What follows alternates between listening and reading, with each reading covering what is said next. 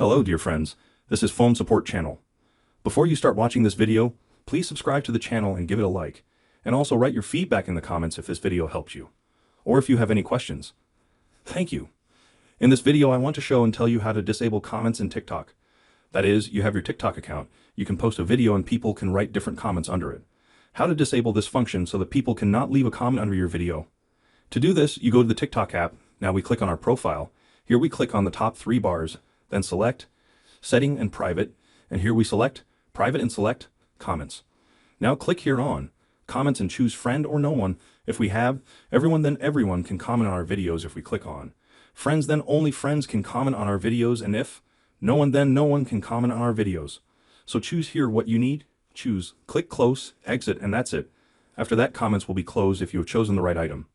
As you can see, it's a very simple and quick way. Done. There is nothing complicated. If you like this video, put likes and subscribe to the channel. And also watch other useful videos on the channel. That was Phone Support. Bye bye. See you later.